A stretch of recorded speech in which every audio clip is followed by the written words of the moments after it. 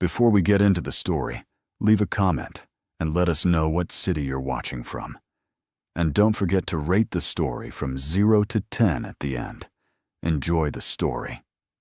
The scent of fresh-baked cinnamon rolls drifted through the cool morning air, mingling with the aroma of roasted coffee beans and caramelized sugar. Harper Monroe stood behind the glass counter of Sweet Crumbs Bakery, her flour-dusted apron tied snugly around her waist, her dark hair pulled back into a messy bun that refused to stay in place, no matter how many times she pinned it. The early sun cast golden beams through the large storefront windows, illuminating rows of golden croissants, glazed donuts, and perfectly frosted cupcakes, arranged like tiny works of art. Harper had been working at the bakery for 3 years now, ever since she dropped out of culinary school to help her grandmother pay off medical bills. She didn't mind the early mornings or the flour permanently embedded under her fingernails. What she did mind were the rude customers who treated her like she was invisible. And speaking of rude customers, one was about to walk through the door. The bell above the entrance chimed, and Harper looked up from the tray of chocolate eclairs she was arranging. A man stepped inside, tall and imposing, dressed in a charcoal gray suit that probably cost more than her entire month's rent. His dark hair was perfectly styled, his jaw sharp enough to cut glass, and his eyes, cold steel blue, swept across the bakery with the kind of disdain reserved for places far beneath him. Harper recognized him instantly. Dominic Kane, billionaire CEO of Kane Enterprises, a tech empire that had reshaped half the city's skyline. His face was plastered on business magazines, always with that same expression. Stoic, unreadable, unreachable. Rumor had it he'd never been seen smiling. Not once. Not even in childhood photos. He walked to the counter with deliberate steps, his expensive leather shoes clicking against the worn wooden floor. Harper straightened, wiping her hands on her apron, and forced her brightest customer service smile. "Good morning. What can I get for you?" His gaze flicked to her briefly before scanning the display case. Black coffee, large, no sugar, no cream, nothing else. Harper nodded, already reaching for a cup. "Anything to eat?" "We have fresh cinnamon rolls. They're still warm." "No." His tone was clipped, final, as if the very idea of eating something sweet offended him personally. Harper bit back a retort and turned to pour his coffee. She could feel his eyes on her back, cold and assessing, like she was a spreadsheet he was auditing. When she handed him the cup, their fingers brushed for the briefest second. His skin was surprisingly warm. "That'll be $4.50. Dominic pulled out his wallet without a word, handed her a crisp $20 bill, and turned toward the door before she could even offer change. "Wait. Your change. Keep it." He didn't look back. The door swung, shut behind him, the bell chiming mockingly. Harper stared at the 20 in her hand, then at the door, then back at the 20. She let out a slow breath and muttered to herself. "Wow, what a charming guy. I bet his employees just love him." Her co-worker, Jenna, emerged from the kitchen, wiping her hands on a towel. Was that Dominic Kane? Harper rolled her eyes. "Yeah, Mr. Sunshine himself." Jenna leaned against the counter, grinning. "You know, they say he's never smiled. Like, ever. Not even when he closed that billion-dollar deal last year." Harper snorted. "I believe it. He looks like he'd rather be anywhere else than breathing the same air as us common folk." Still, Jenna sighed dreamily. "He's gorgeous." Harper shot her a look. Gorgeous and completely insufferable. That was the first time Harper Monroe met Dominic Kane. She didn't think much of it. Rich guys like him came and went. They ordered their overpriced coffee, left generous tips out of obligation, and never looked her in the eye. But what Harper didn't know was that Dominic Kane had noticed her. Not her smile, not her flour-dusted apron, but the way her eyes had flashed with irritation when he didn't take his change. The way her voice had stayed polite, even though he could tell she wanted to throw the coffee in his face. And for the first time in years, something stirred inside the cold, controlled world of Dominic Kane. Curiosity. The next morning, at exactly 7:15 a.m., the bell above the door chimed again. Harper looked up from restocking the pastry case and froze. Dominic Kane stood in the doorway. Same suit, same cold expression, same aura of a man who could buy the entire block without blinking. "You've got to be kidding me," Harper muttered under her breath. He walked to the counter. Black coffee. Large. No sugar. No cream. Harper grabbed a cup, poured the coffee, and slid it across the counter. $4.50. He handed her another $20. "Keep the change." And just like before, he turned to leave. Harper's patience snapped. She didn't know what possessed her. Maybe it was the lack of sleep. Maybe it was the student loan reminder she'd gotten that morning. But she called out. "You know, you could at least say, 'Thank you.'" Dominic stopped. Slowly, he turned back to face her. His expression didn't change, but his eyes sharpened, like a predator noticing movement in the underbrush. "Excuse me?" Harper crossed her arms, her heart pounding but her chin lifted. "I said, you could say thank you, or good morning, or literally anything that acknowledges I'm a human being and not a coffee-dispensing robot." For a long, tense moment, he said nothing. Then his lips parted. "Thank you." The words were flat, emotionless, like he was reading from a script. Harper blinked. That was the least sincere thank you I've ever heard. Dominic tilted his head slightly, and for a fraction of a second, something flickered in his eyes.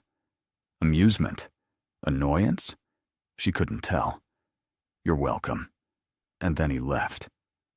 Jenna burst out of the kitchen, eyes wide. "Oh my God, did you just scold Dominic Kane?" Harper slumped against the counter, adrenaline draining. "I think I just signed my own death warrant." But the strangest thing happened. The next morning, Dominic Kane came back, and the morning after that, and the one after that. Every single day, at exactly 7:15 a.m., he walked through the door, ordered the same black coffee, and left the same $20 bill. But now, every time, he said two words: "Thank you." And every time, Harper felt her heart do a stupid little flip she absolutely refused to acknowledge.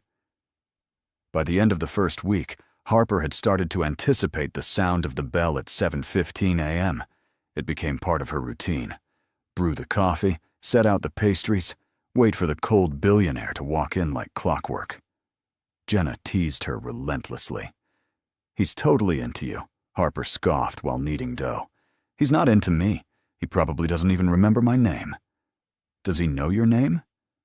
"No." "Exactly." Jenna grinned. "But he keeps coming back. That means something. It means he likes overpriced coffee. Or," Jenna leaned in conspiratorially, "he likes the girl who makes it." Harper threw a dish towel at her. "Stop." But deep down, she wondered, why did someone like Dominic Kane, who could have coffee delivered by a private chef, keep coming to a tiny neighborhood bakery? On Friday morning, Harper decided to test a theory. When Dominic walked in at 7:15, she greeted him with her usual smile. "Let me guess. Black coffee, large, no sugar, no cream." Correct. But today, she didn't pour it right away. Instead, she leaned on the counter and looked him straight in the eye. "You know, you've been coming here every day for a week, and I still don't know why." Dominic's expression remained unchanged. "I like the coffee." Harper raised an eyebrow. "There are 5 coffee shops between here and your office. 3 of them are closer. Why this one?" For a moment, she thought he wouldn't answer. Then he said, in that low, measured voice, "Because no one else tells me to say thank you." Harper's breath hitched. She hadn't expected that. Dominic reached into his wallet, but this time, instead of handing her a 20, he placed a business card on the counter. "If you ever want a job that pays better than this, call me." And then he left, coffee in hand, leaving Harper staring at the card. Dominic Kane, CEO, Kane Enterprises. Below it, a phone number. Jenna snatched the card the second she saw it. Oh my God. Oh my God. He just gave you his number. That's not his personal number, that's his office. Still, Jenna clutched the card dramatically. This is fate. Harper rolled her eyes, but she slipped the card into her apron pocket. That weekend, Harper couldn't stop thinking about it. She told herself it was just a polite gesture. Rich people did that sometimes, offered jobs to service workers to feel charitable. But Monday morning, when Dominic walked in at 7:15, something was different. He wasn't alone. A woman stood beside him, tall and elegant, wearing a designer dress and heels that could double as weapons. Her blonde hair fell in perfect waves, and her smile was sharp enough to cut. "Dominic, darling, must we stop at this little place?" Her voice dripped with condescension. "It'll only take a minute." Dominic's tone was curt. Harper's stomach twisted. She busied herself with wiping down the counter, trying not to look. "Black coffee," Dominic said when he reached the counter. And he glanced at the woman. "Vanessa?" She wrinkled her nose. "Do you have anything low-calorie?" "We have fruit," Harper offered. Vanessa's eyes flicked to her, dismissive. "Never mind. I'll wait outside." She turned on her heel and left. Dominic handed Harper a 20. Harper poured the coffee in silence, her hand steady even though her chest felt tight. She didn't know why it bothered her. It wasn't like she and Dominic were anything. They weren't even friends. He was just a customer. A ridiculously handsome, emotionally unavailable customer who apparently had a girlfriend. When she handed him the coffee, their eyes met. For a second, she thought she saw something. Regret? Apology?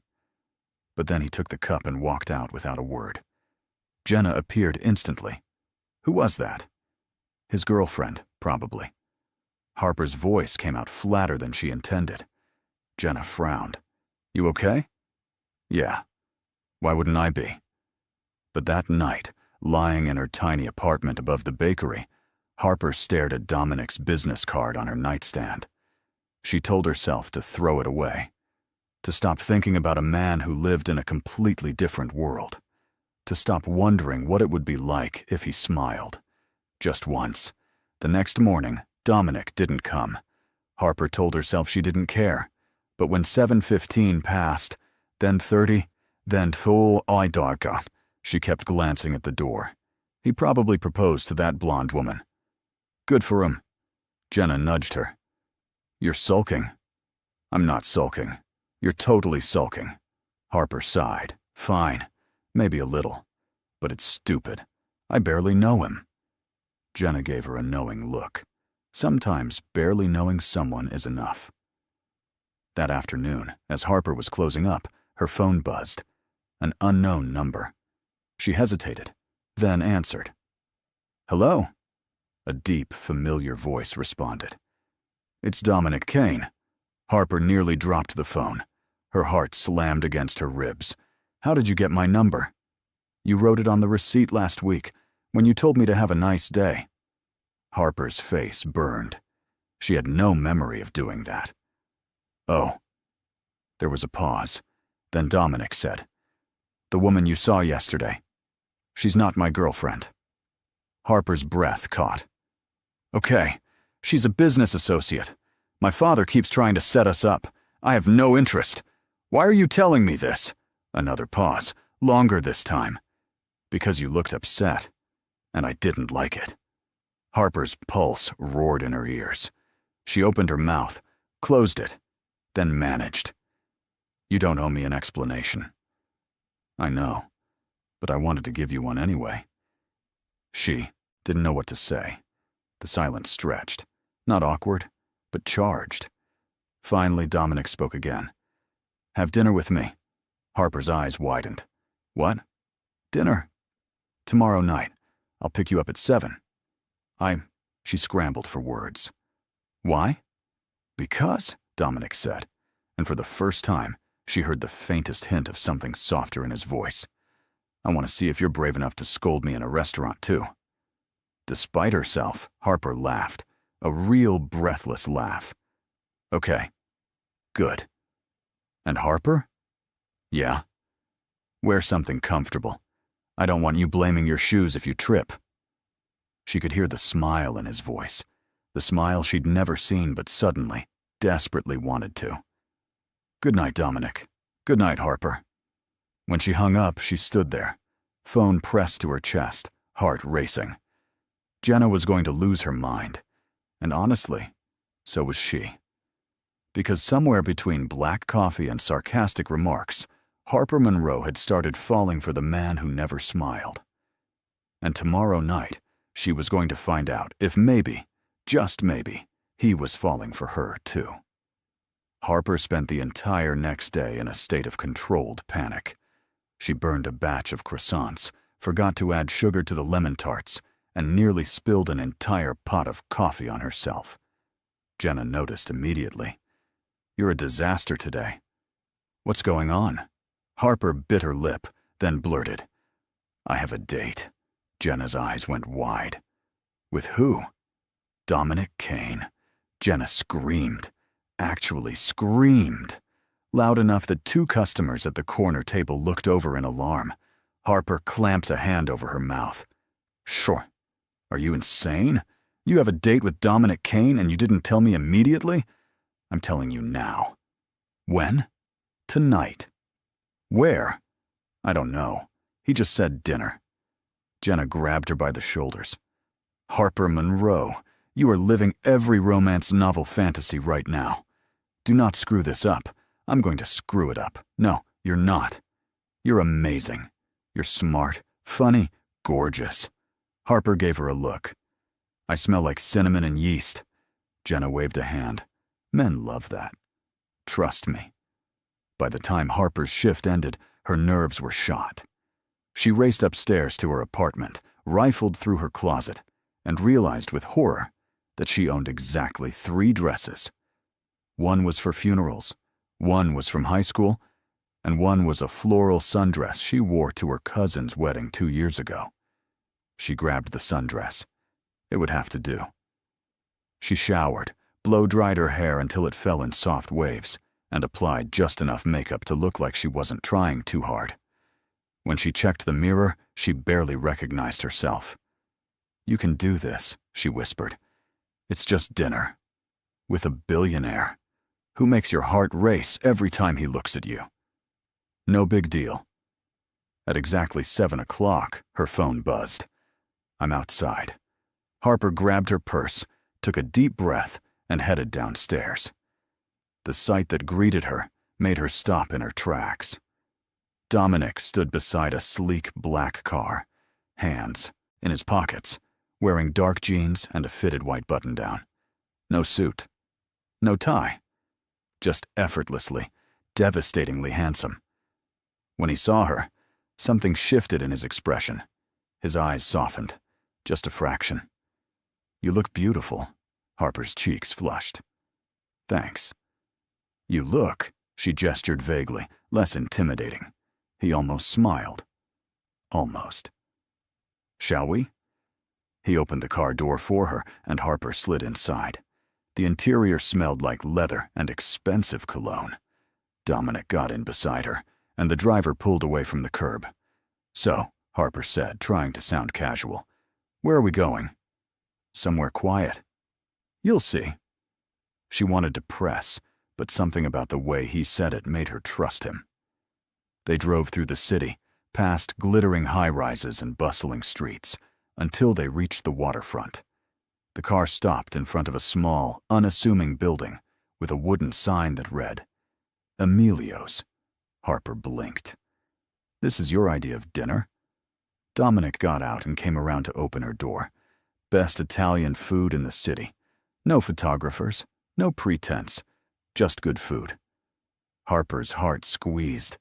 She'd expected some 5-star restaurant with a 3-month waiting list. But this felt personal. Inside, the restaurant was cozy and warm. Soft candlelight flickered on red checkered tablecloths, and the scent of garlic and fresh basil filled the air. An older man with a thick mustache greeted them at the door. "Dominic! It's been too long." He pulled Dominic into a hug, and Harper watched, stunned. The cold, untouchable CEO was hugging someone. "Emilio," Dominic said, gesturing to Harper. "This is Harper." Emilio beamed. "Ah, Bella. Welcome. Welcome."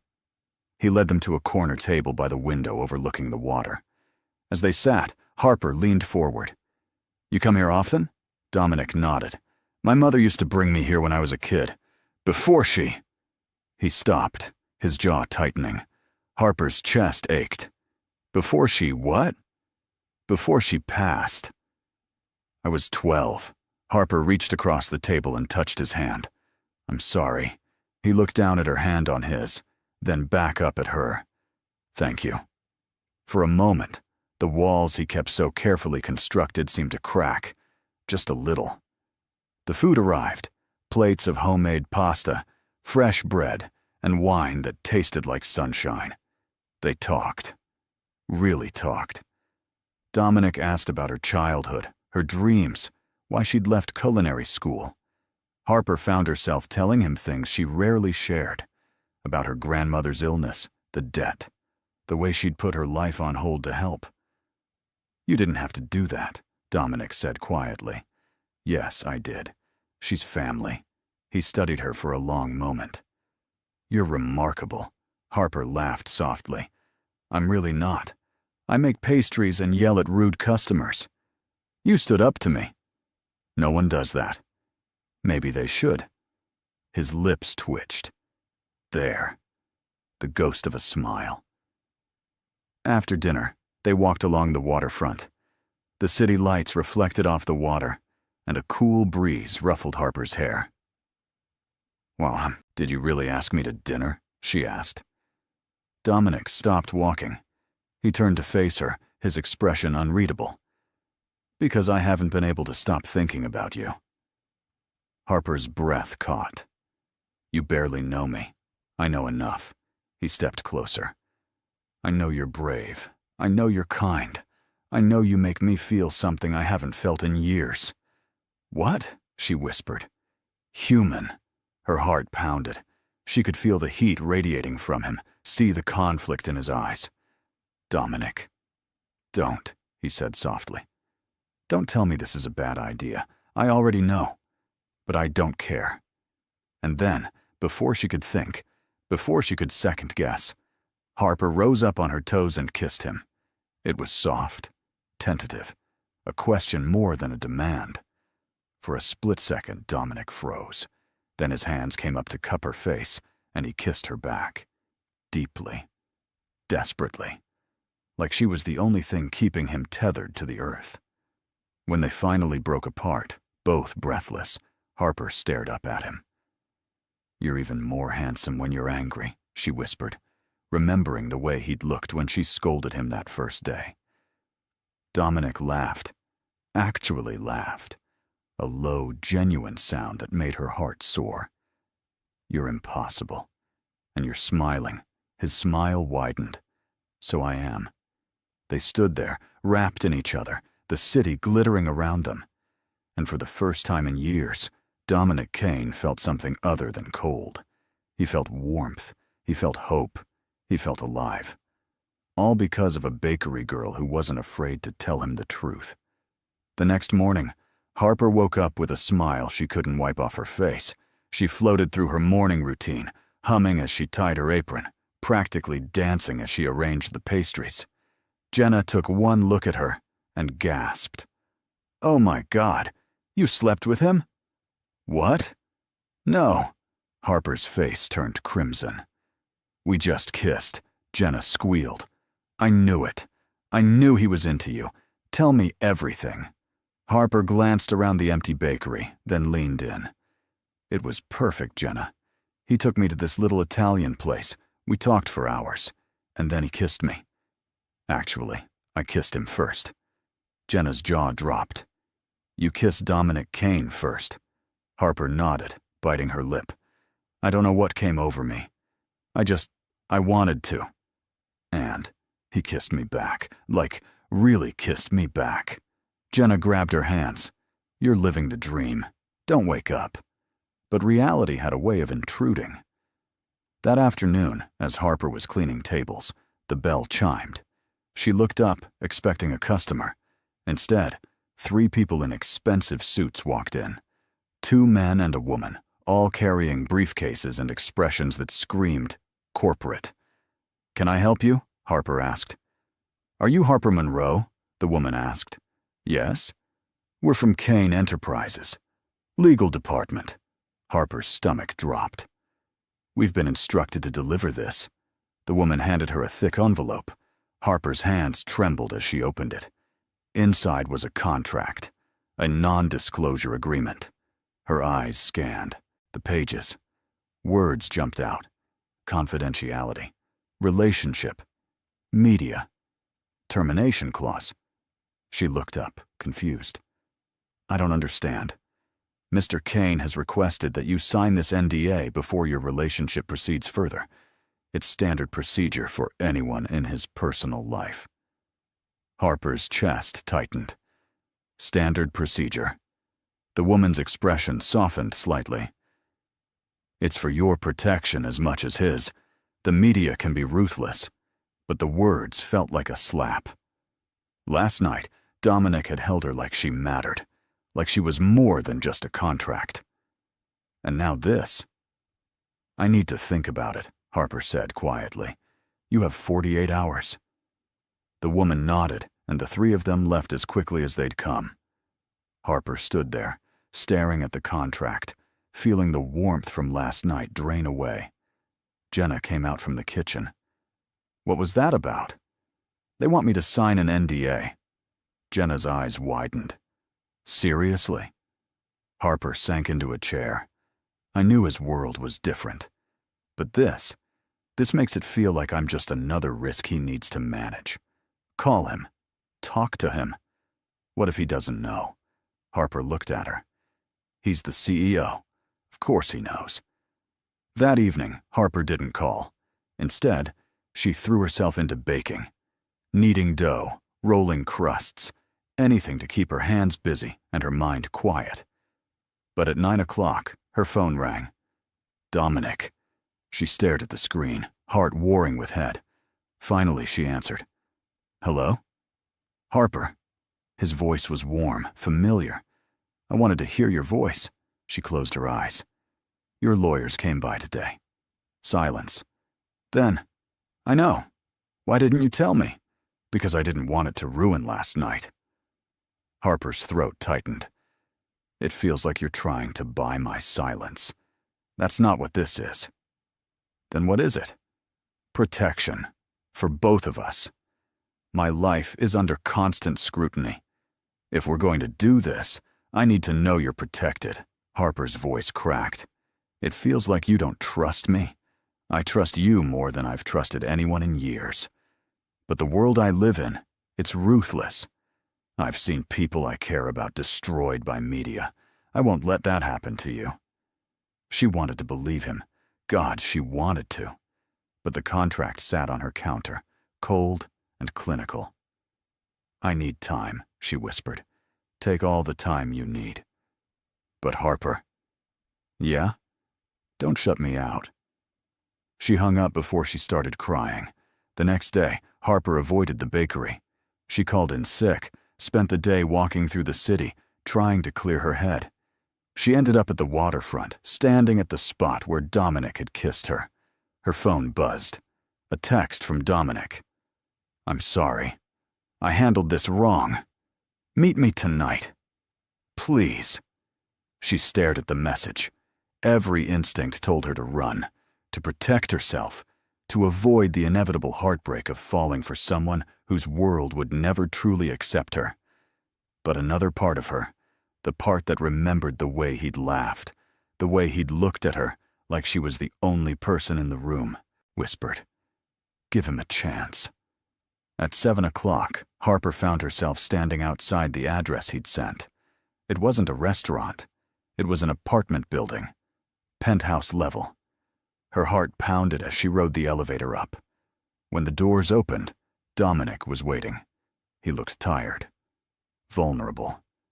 "Come in," he said softly. Harper stepped inside. The penthouse was stunning, floor-to-ceiling windows overlooking the city, but she barely noticed. Dominic closed the door behind her. "I'm sorry," he said. "I should have talked to you first. Should have explained. You should have trusted me." "I do. But trust in my world is complicated." Harper crossed her arms. "Then help me understand." He ran a hand through his hair. "When I was 25, I dated someone. A woman I thought I loved. She sold our story to the tabloids. Pictures, private conversations, everything. It almost destroyed my company. My father never forgave me." Harper's anger softened. "I'm not her. I know. But the fear, it's hard to let go." She stepped closer. "If we're going to do this, you can't protect me by pushing me away. I need you to let me in. All the way." Dominic looked at her, and for the first time, she saw real fear in his eyes. "What if I hurt you? Then we'll deal with it. Together." He reached out, gently tucking a strand of hair behind her ear. "You terrify me." "Good," she smiled. "You terrify me, too." And then she kissed him. This time, there was no hesitation. His hand slid to her waist, pulling her flush against him. She tangled her fingers in his hair, and the world outside disappeared. When they finally broke apart, both breathing hard, Dominic rested his forehead against hers. "Tear up the NDA. What? Tear it up. I don't want this to be transactional. I want it to be real." Harper's eyes filled with tears. "Are you sure?" "No, but I'm willing to risk it, if you are." She kissed him again, softer this time. "I'm in," he smiled, that real, breathtaking smile she'd been waiting for. "Then let's figure this out. Together." And for the first time since the lawyers had walked into her bakery, Harper felt like maybe, just maybe, they actually had a chance. The weeks that followed felt like a dream Harper was afraid to wake up from. Dominic became a regular fixture in her life, not just at the bakery, but everywhere. He'd show up after work, tie loosened, exhaustion softening his sharp edges, and sit at the corner table while she closed up. Sometimes they talked, sometimes they didn't, but his presence alone made everything feel lighter. "You don't have to wait for me every night," Harper said one evening as she wiped down the counters. "I want to." "Why?" "Because this," he gestured around the small bakery, "this is the only place I feel like myself." Harper's heart squeezed. She crossed to him, leaning against the table. "You could feel like yourself anywhere. Just be you." He caught her hand, his thumb brushing over her knuckles. "It's not that simple. In my world, everything is a performance. Boardrooms, investors, media. I can't afford to be human. You're human with me. That's why I keep coming back." She kissed him then, soft and slow, tasting coffee and something sweeter. When she pulled away, his eyes were darker, intense. "Stay with me tonight." Harper's breath hitched. "Dominic, please." There was no arrogance in his voice, just raw honesty. She nodded. "Okay." They drove to his penthouse in comfortable silence. When they stepped inside, the city glittered below them, a sea of lights stretching endlessly. Harper walked to the window, pressing her palm against the cool glass. "It's beautiful." Dominic came up behind her, wrapping his arms around her waist. "Not as beautiful as you." She laughed softly. "That was incredibly cheesy." "I know. But it's true." She turned in his arms, looking up at him. "You're different when we're alone?" He kissed her forehead. "Because I don't have to pretend with you." They moved to the couch, tangled together, talking about everything and nothing. Dominic told her about his father, a man who measured worth in profit margins and saw emotions as weaknesses. Harper told him about her dreams, the cookbook she wanted to write someday, filled with her grandmother's recipes. "You should do it," Dominic said. "Maybe someday." "No. Now. I'll help you." Harper smiled. "You're a tech CEO. What do you know about publishing? I know people. And I believe in you."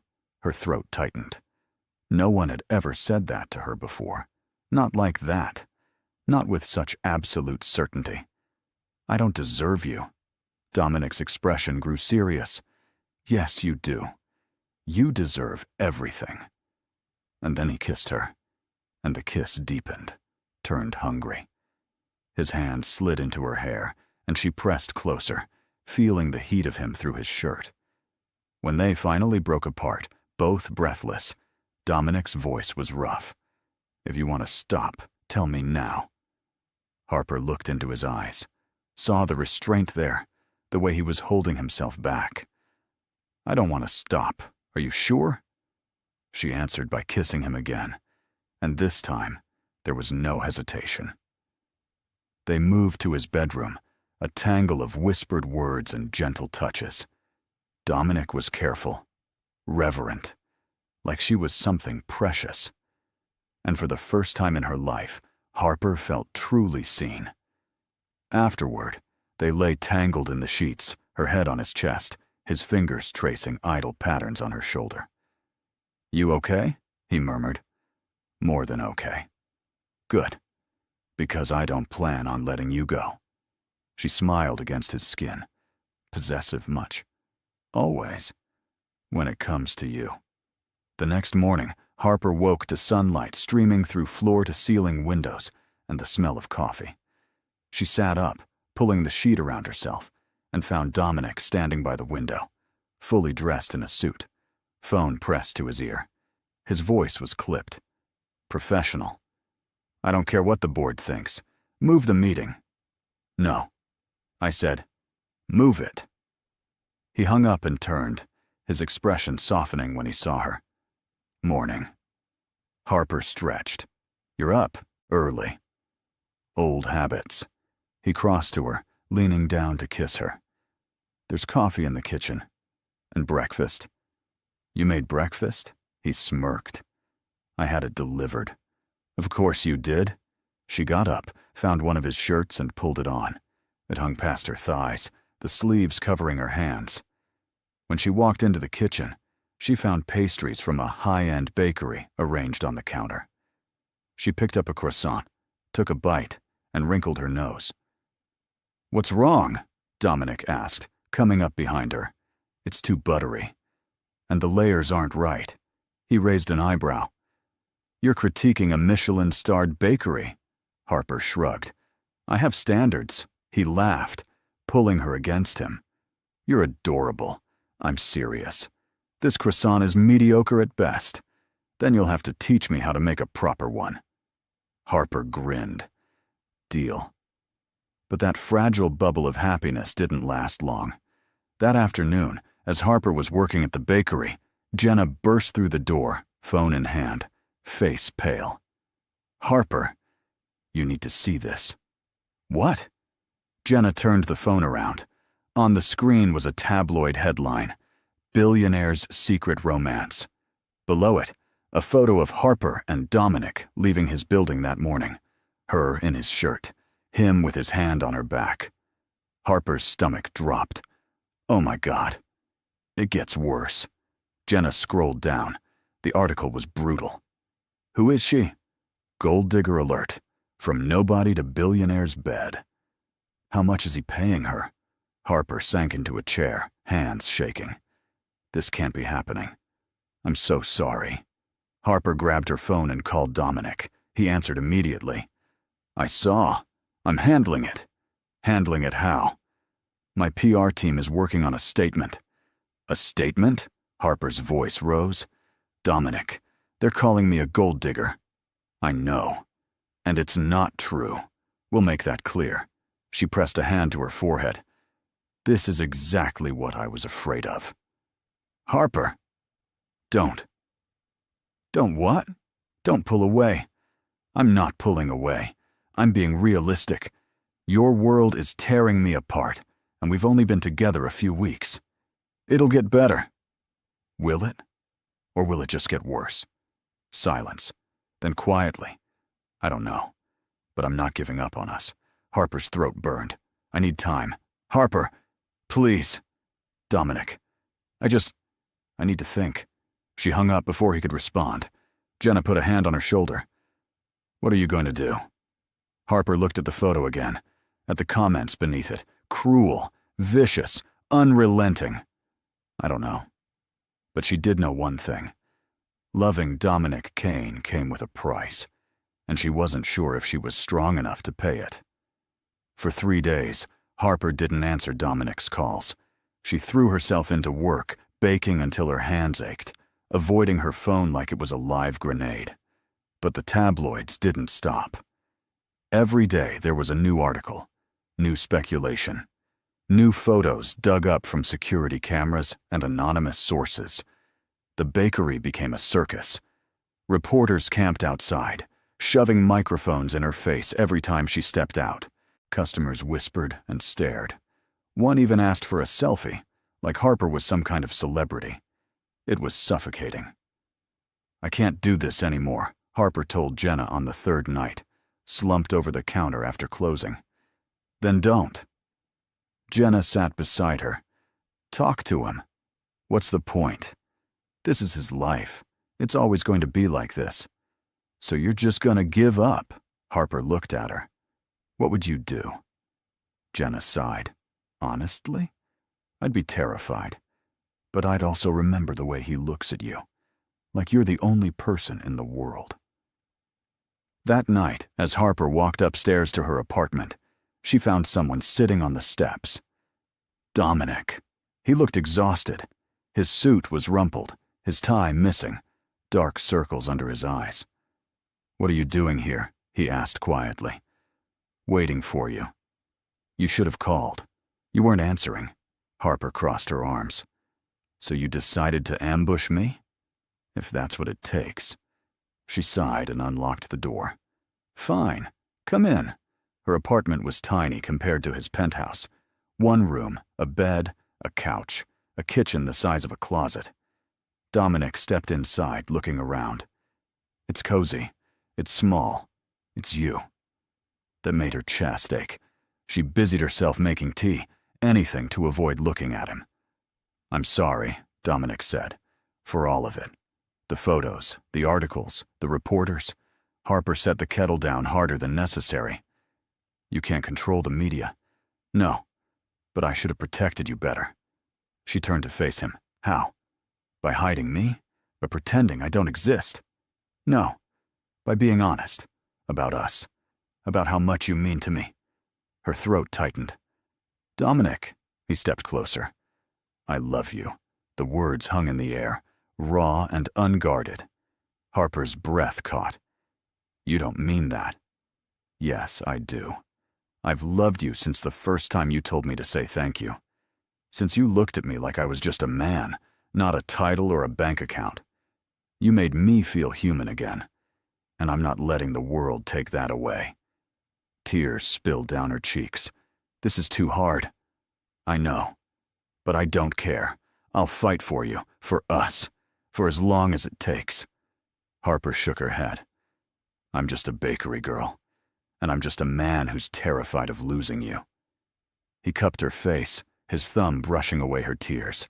Please, don't give up on me. She closed her eyes, leaning into his touch. I'm scared. So am I. But we'll figure it out. Together. She looked up at him, seeing the vulnerability in his eyes, the love, the desperation. And she realized she loved him too. Okay. His eyes widened. Okay? Okay. I'm in. All the way. Relief flooded his face. He pulled her into his arms, holding her so tightly she could barely breathe. I promise I'll make this work. You better.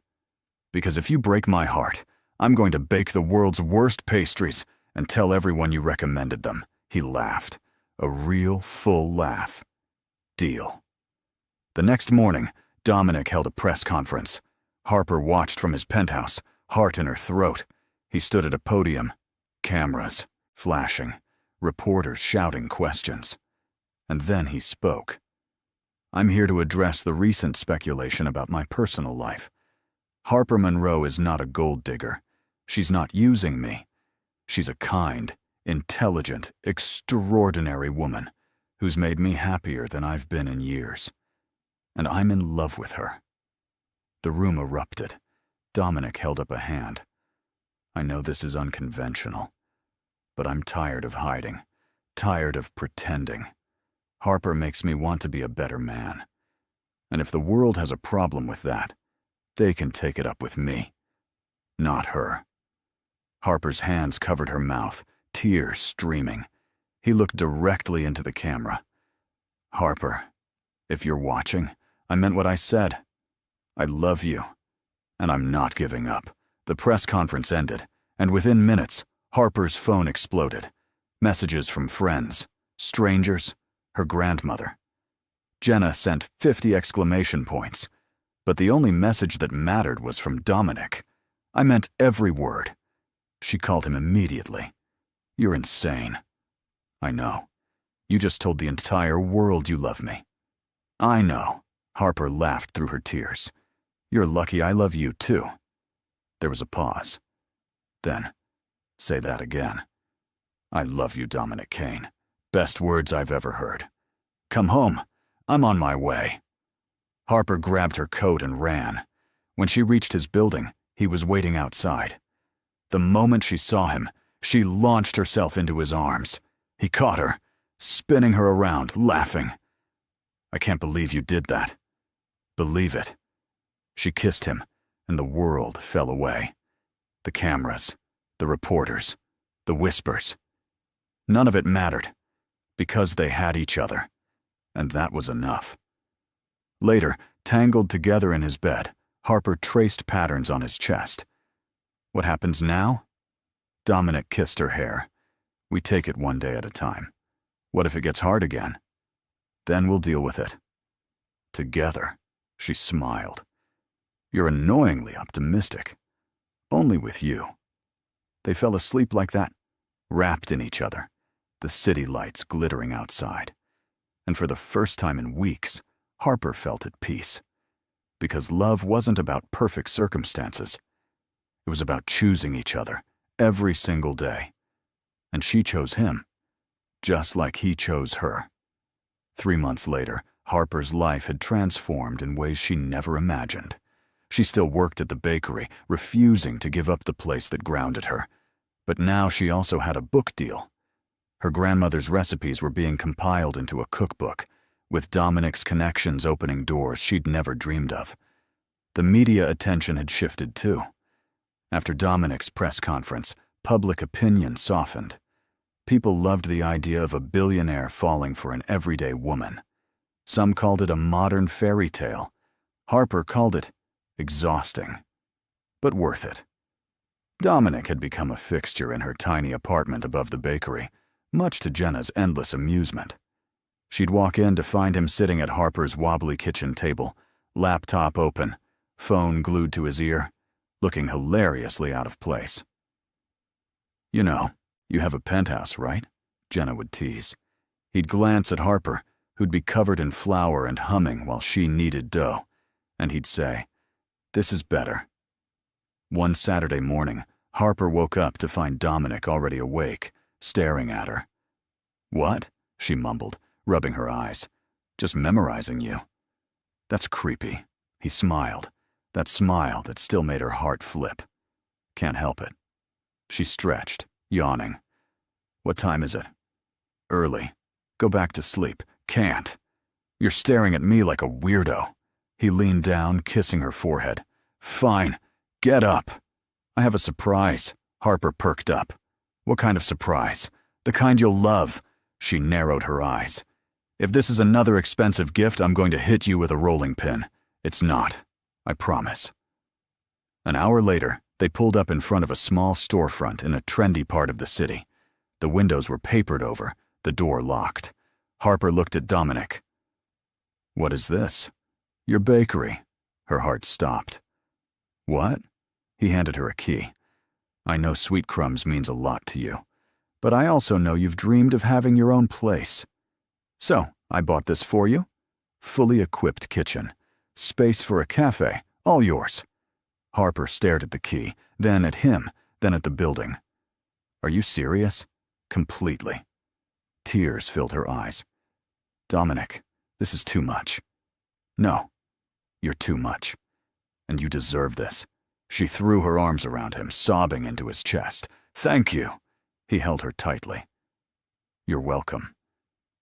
They spent the day inside, Harper running from room to room, imagining where everything would go. Dominic watched, leaning against the doorframe, looking more content than she'd ever seen him. "What are you going to call it?" he asked. "Harper's Crumbs? Too obvious." "Sweet Dominic?" he snorted. "Terrible." She grinned. "I'll think of something." That evening, they sat on the floor of the empty space, eating takeout and watching the sun set through the windows. "I can't believe this is real," Harper said. "It is." She looked at him. "Sometimes I'm scared I'm going to wake up and you'll be gone. I'm not going anywhere. Promise?" He took her hand, his thumb brushing over her knuckles. "Promise." She leaned her head on his shoulder. "I love you. I love you too." They sat there, wrapped in each other, the future stretching out before them like an open road. But not everything was perfect. A week later, Harper received a phone call that shattered her peace. "Miss Monroe, this is St. Mary's Hospital. Your grandmother's been admitted." Harper's world tilted. She grabbed her keys, called Dominic, and raced to the hospital. By the time she arrived, he was already there, waiting in the lobby. She collapsed into his arms. "She's stable," he said gently. "The doctors are with her now." Harper nodded, unable to speak. They sat in the waiting room for hours. Dominic held her hand, silent and steady. When the doctor finally emerged, Harper stood. "She had a stroke. We've stabilized her, but the next 24 hours are critical." "Can I see her?" "Of course." Harper walked into the room, her heart breaking at the sight of her grandmother, frail and pale, hooked up to machines. She took her hand, squeezing gently. "I'm here, Grandma." Her grandmother's eyes fluttered open. "Harper." "Hi." "You scared me." "Sorry, sweetheart." Her voice was weak. "Don't apologize. Just rest." Her grandmother smiled faintly. "That boy of yours, he's a good one." Harper glanced back at Dominic, standing in the doorway. "Yeah, he is. Don't let him go." "I won't." Her grandmother squeezed her hand. "Good. You deserve to be happy." Tears streamed down Harper's face. "So do you." "I am. Because of you." Harper stayed by her side all night. Dominic brought her coffee, food, anything she needed. He didn't leave. Not once. By morning, her grandmother's condition had improved. The doctors were cautiously optimistic. Harper finally allowed herself to breathe. In the hallway, she found Dominic asleep in a chair, his suit wrinkled, his head tilted at an uncomfortable angle.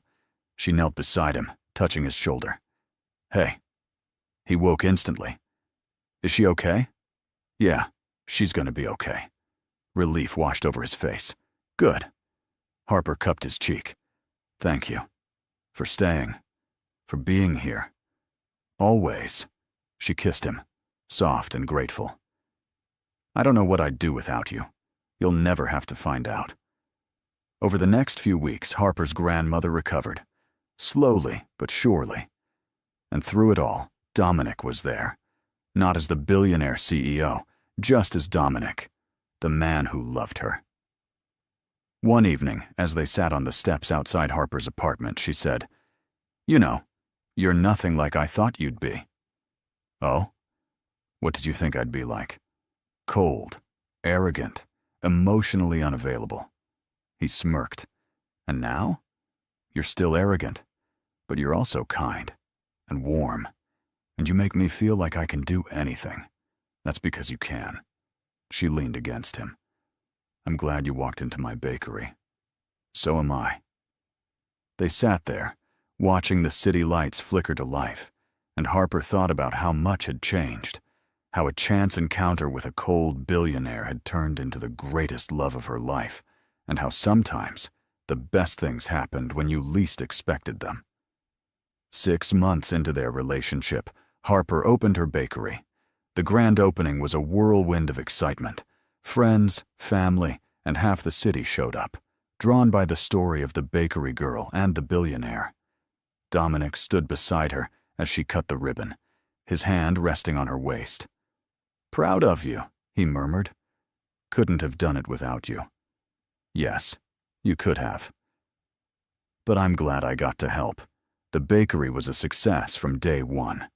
Harper's recipes, combined with the cozy atmosphere and her genuine warmth, made it an instant favorite. Jenna joined as her business partner, and together they built something beautiful. But success brought new challenges. Harper was busier than ever, often working late into the night. Dominic, meanwhile, was navigating a major merger that consumed his time. They still saw each other, but the easy rhythm they'd fallen into began to strain. One night, Harper came home to find Dominic sitting in her apartment, tie loosened, exhaustion etched into his face. "Hey." She dropped her bag. "What are you doing here?" "I missed you." She smiled, crossing to him. "I saw you yesterday. That was 24 hours ago." She kissed him. "You're ridiculous." "Maybe, but I'm serious. We barely see each other anymore." Harper sighed, sitting beside him. "I know. I'm sorry. The bakery's been crazy, and I've been buried in meetings. We're quite the pair." He pulled her close. "I don't want us to become one of those couples who only see each other in passing." "Me neither." "So what do we do?" Harper thought for a moment. "We make time. No matter how busy we are, we prioritize each other." Dominic nodded. "Deal. Starting now." He stood, pulling her to her feet. "What are you doing?" "Taking you to dinner." "Dominic, I'm exhausted." "I don't care. You need to eat. And I need to spend time with you." She laughed. "Fine. But nowhere fancy.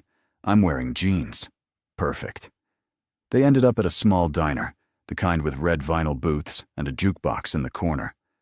Harper ordered a burger, Dominic got the same, and they talked for hours. About everything. About nothing. And it felt like the early days again, except better. Because now they knew each other.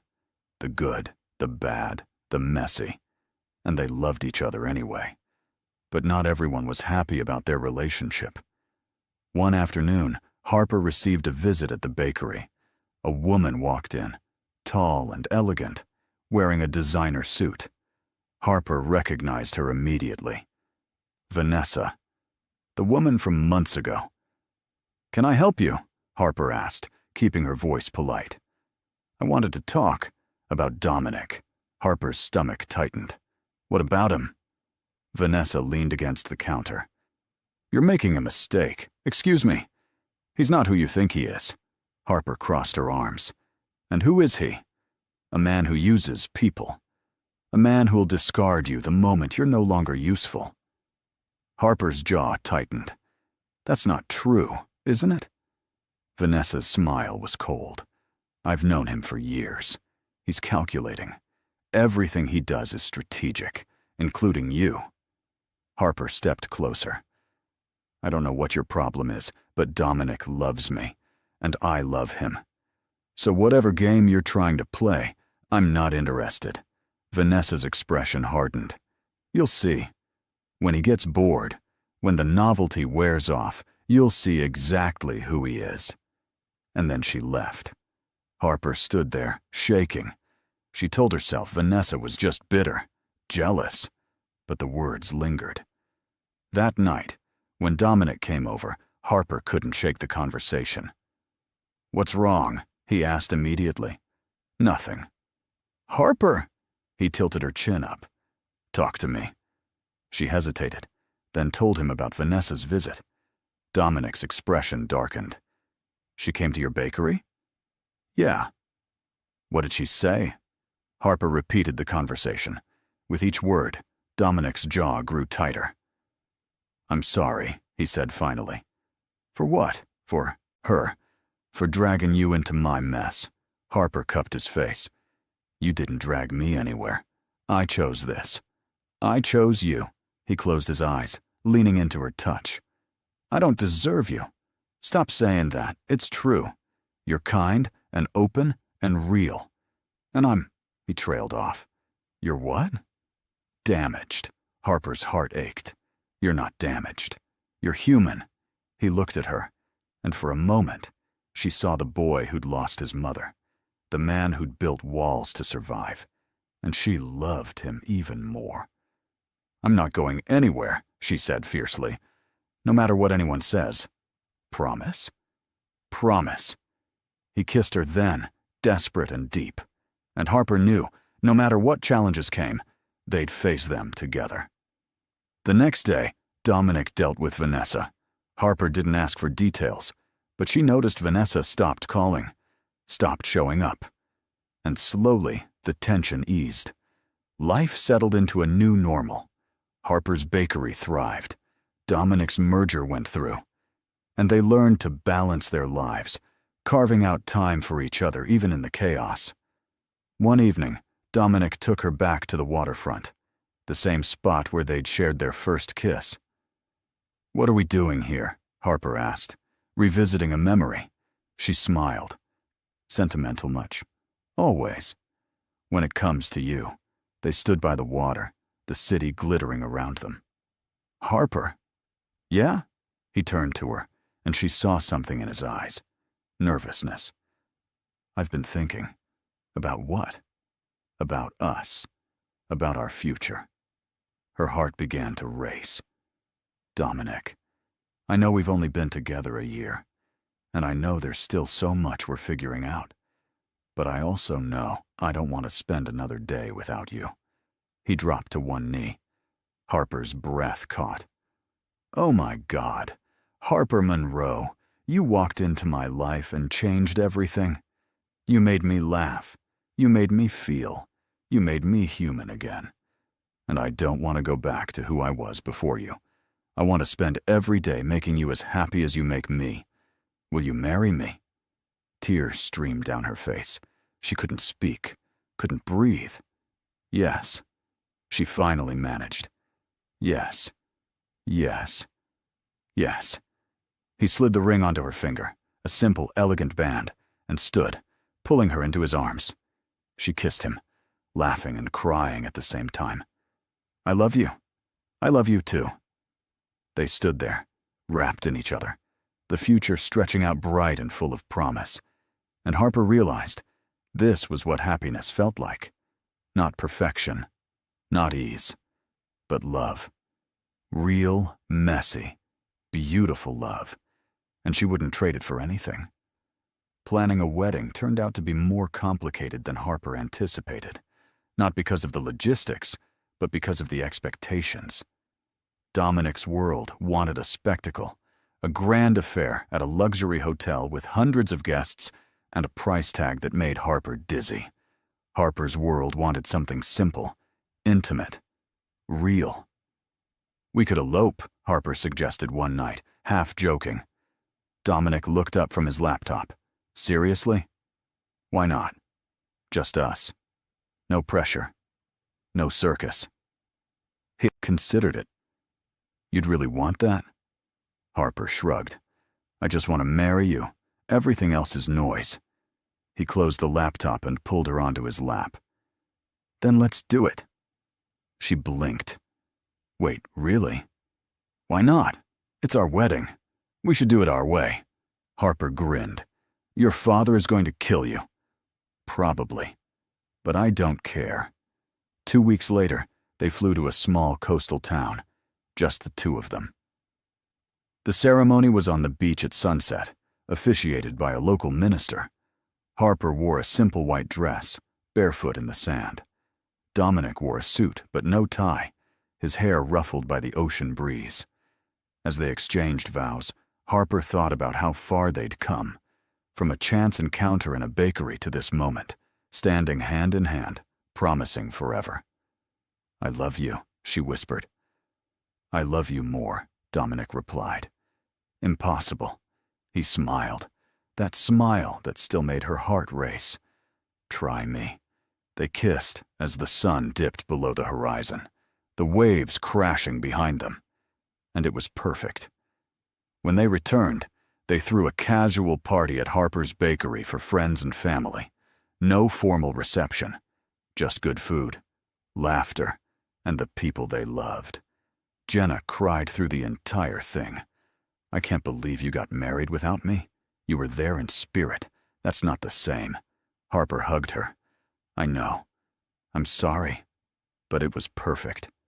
Jenna wiped her eyes. "I'm happy for you." "Really?" Dominic's father, predictably, was less enthusiastic. "You eloped." His tone was flat. "We did. That's irresponsible." Dominic's jaw tightened. "It's what we wanted. What about the company image? What about it?"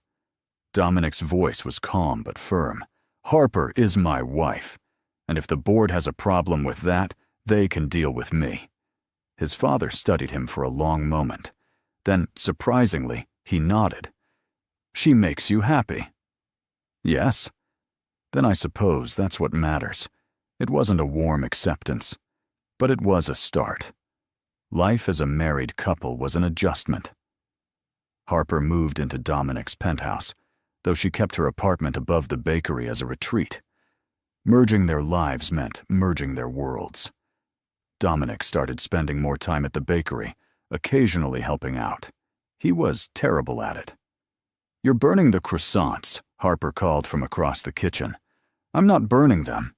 They're golden brown. They're charred." Dominic pulled the tray out, frowning. "They look fine to me." Harper walked over, took one look, and laughed. "You're banned from the oven," he pouted. "That's unfair. It's necessary." She kissed his cheek. "Stick to what you're good at." "Like what?" "Being devastatingly handsome and rich." He grinned. "I can do that." Despite the teasing, Harper loved having him there. Seeing him in her world, trying to be part of it, meant everything. But their biggest challenge came 6 months into their marriage. Harper found out she was pregnant. She stared at the test, hands shaking, heart racing. They hadn't planned this, hadn't even talked about kids yet. When Dominic came home, that night, she was sitting on the couch, test in hand. "What's wrong?" he asked immediately. "I'm pregnant." The words hung in the air. Dominic froze. For a long moment, he didn't move, didn't speak. Harper's throat tightened. "Say something. Are you sure?" She nodded. "I took 3 tests." He crossed to her, kneeling in front of the couch. "How do you feel?" "Terrified." "Yeah. Me too." She looked at him. "Are you upset?" "No." "God, no." He took her hands. I don't know how to be a father. My own father wasn't exactly a role model." Harper squeezed his hands. "You'll be amazing. You don't know that." "Yes, I do. Because you're kind and patient, and you love fiercely. You'll be a great dad." His eyes glistened. "I hope you're right." "I am." He pulled her into his arms, holding her tightly. "We're having a baby. We're having a baby." They sat there, wrapped in each other, fear and excitement tangling together. The pregnancy wasn't easy. Harper had morning sickness that lasted all day. She was exhausted, emotional, and constantly craving weird combinations of food. Dominic was attentive to the point of being overbearing. "You need to rest." "I'm fine." "You're exhausted." "I'm pregnant. It comes with the territory." "Harper!" She glared at him. "If you tell me to rest one more time, I'm baking you into a pie." He held up his hands. Noted. Despite the challenges, there were beautiful moments. The first time they heard the heartbeat, the first ultrasound, the day they found out they were having a girl. A girl, Dominic repeated, staring at the screen. Harper smiled. Yeah, she's going to have you wrapped around her finger. Already does. As Harper's belly grew, so did their excitement. They painted the nursery together, argued over names, and read parenting books late into the night. One evening, Dominic rested his hand on her stomach, feeling the baby kick. She's strong, like her mom. Harper covered his hand with hers. She's going to be loved. So much. Dominic kissed her forehead. Thank you. For what? For this. For her. For everything. Harper's eyes filled with tears. Stupid hormones. He smiled. I love you. I love you too. The months passed in a blur, and then, one night, Harper's water broke. Dominic went into full panic mode. Okay. Hospital. We need to go to the hospital. I know. Where are the keys? You're holding them. He looked down. Right. Harper laughed despite the pain. You're a mess. I'm terrified. Me too. But we've got this. The labor was long and exhausting. Dominic stayed by her side the entire time, holding her hand, whispering encouragement. And then, after hours of pain and tears, their daughter was born. She was tiny. Perfect, with a tuft of dark hair and steel blue eyes. Dominic stared at her, tears streaming down his face. She's beautiful, just like you. Harper was too exhausted to argue. They named her Elena, after Dominic's mother. And as Harper held her daughter for the first time, she thought about how much had changed, from a bakery girl to a wife, to a mother. And through it all, Dominic had been there, not as a billionaire, not as a CEO, just as the man who loved her, who chose her every single day. And that was more than enough. The first few months of parenthood were a beautiful disaster. Neither Harper nor Dominic had any idea what they were doing. Elena cried constantly. She refused to sleep. And Harper was running on 2 hours of sleep and pure stubbornness. I don't know what she wants, Harper said one night, rocking Elena and fighting back tears. Dominic took the baby gently. Let me try. He walked her around the penthouse, humming softly, and miraculously, Elena quieted. Harper stared. How did you do that? No idea. She just likes me better. Harper threw a pillow at him. He grinned, dodging it. Despite the exhaustion, they fell into a rhythm. Dominic took paternity leave, much to his board's dismay, and devoted himself entirely to his family. Harper watched him change diapers, sing lullabies, and talk to Elena like she understood every word, and she fell in love with him all over again. One night, she found him in the nursery, holding Elena and staring out the window. What are you thinking about? She asked softly. How much I love her. How terrified I am of screwing this up. Harper wrapped her arms around him from behind. You're not going to screw it up. You don't know that. Yes, I do. Because you love her. And that's all she needs. He turned, kissing her gently. Thank you. For what? For believing in me. Always. As Elena grew, so did their family. Harper's bakery expanded. Dominic stepped back from some of his responsibilities at work to spend more time at home. And they learned to navigate parenthood together. One afternoon, Harper brought Elena to the bakery. Jenna immediately scooped her up. She's gotten so big. I know. It's terrifying. Jenna tickled Elena, who giggled. You two are doing an amazing job. Harper smiled. We're figuring it out. That's all anyone can do. That evening, as Harper closed up the bakery, a familiar face walked in. Vanessa. Harper's stomach tightened.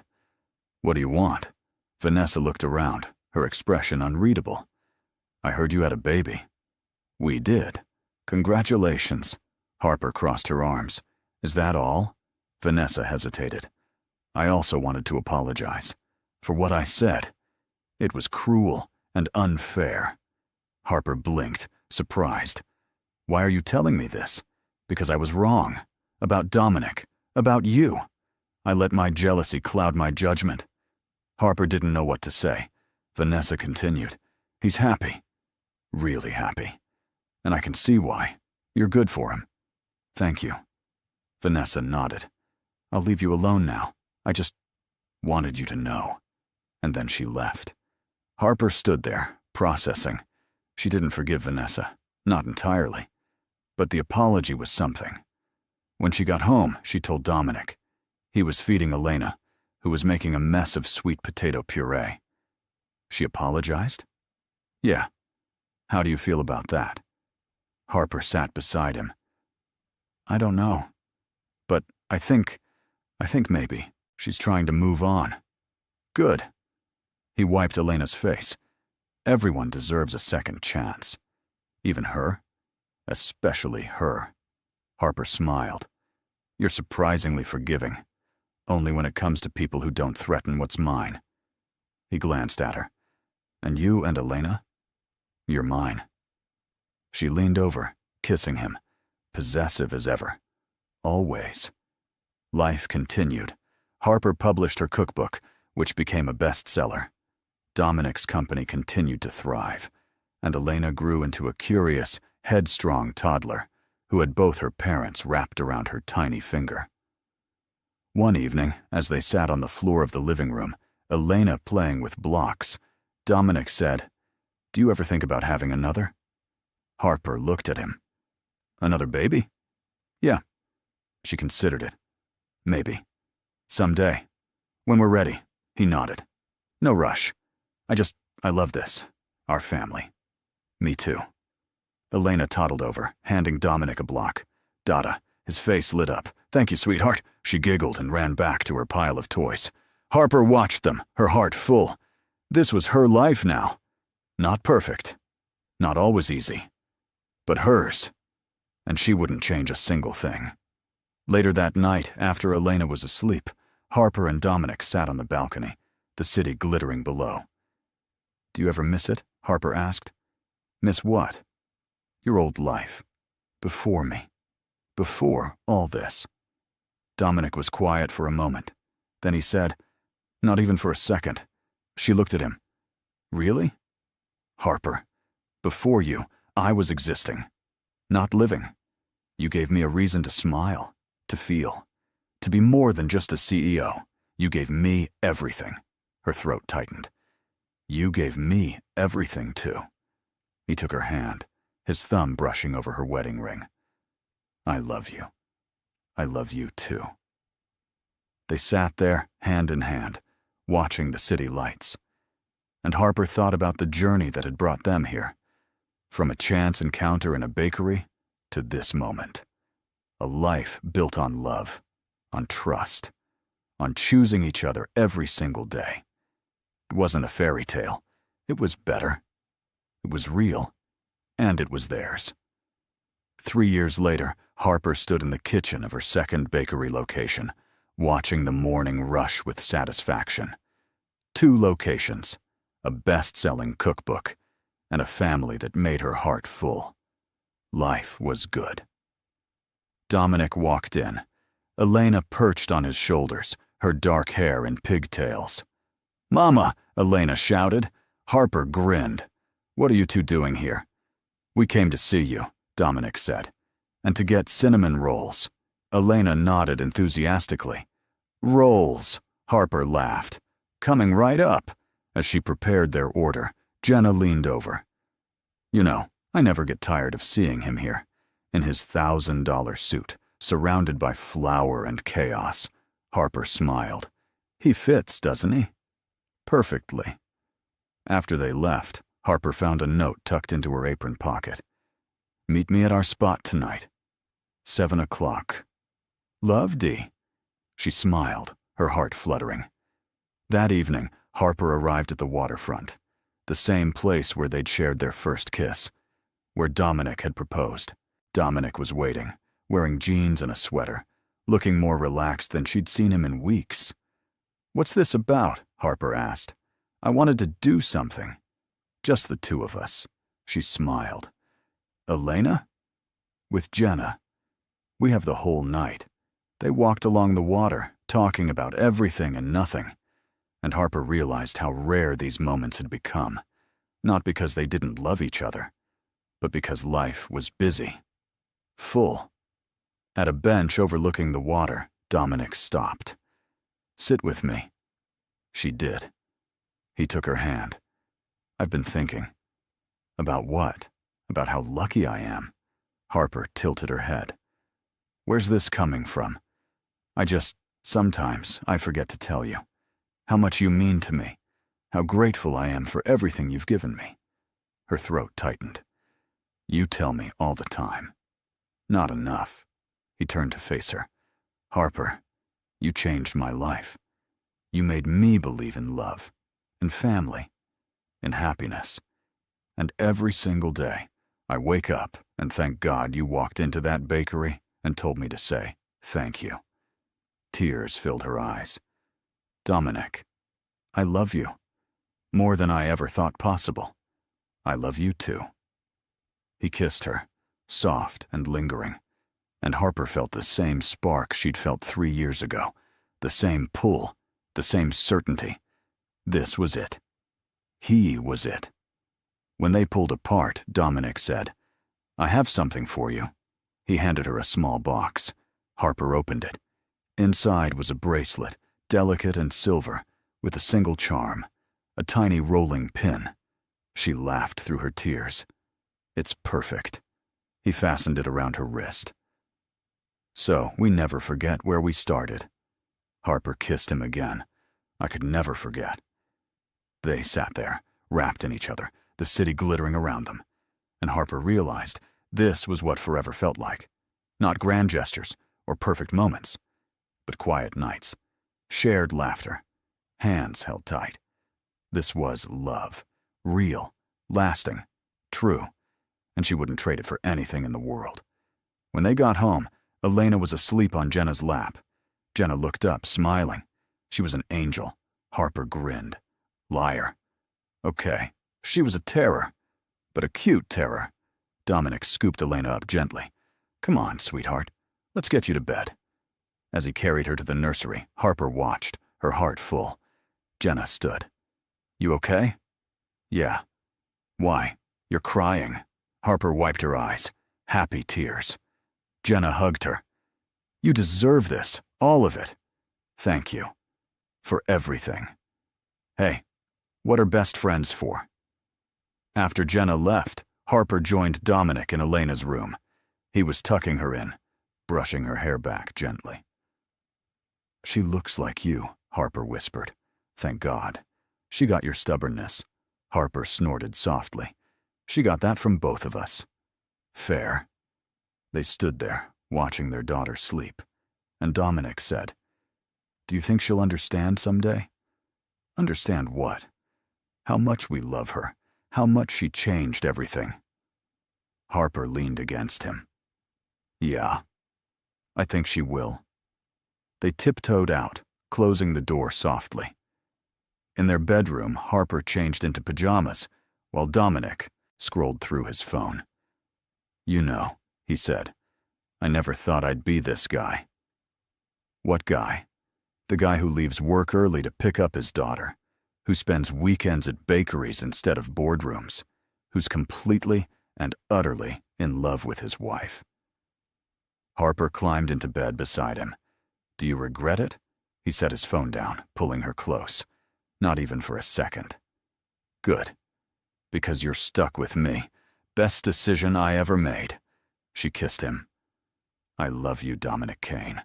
I love you, Harper Kane." They fell asleep tangled together, and outside, the city continued its endless rhythm. But inside, in this small corner of the world, everything was exactly as it should be. 5 years after that first encounter in the bakery, Harper found herself standing on stage at a culinary awards ceremony. Her cookbook had won Best Debut, and she was surrounded by chefs and food critics who'd once seemed untouchable. But the person she searched for in the crowd was Dominic. He stood in the back, Elena beside him, both clapping wildly. When their eyes met, he mouthed, "I'm so proud of you." Her heart swelled. After the ceremony, they celebrated at home, just the three of them. Pizza on the floor, Elena's laughter filling the room. "This is perfect," Harper said, leaning against Dominic. "It really is." Elena crawled into Harper's lap. "Mama, tell me the story." "What story, baby? How you and Dada met?" Harper and Dominic exchanged a smile. "Okay." "Once upon a time," Harper began, "there was a grumpy man who never smiled." "Dada wasn't grumpy," Dominic protested.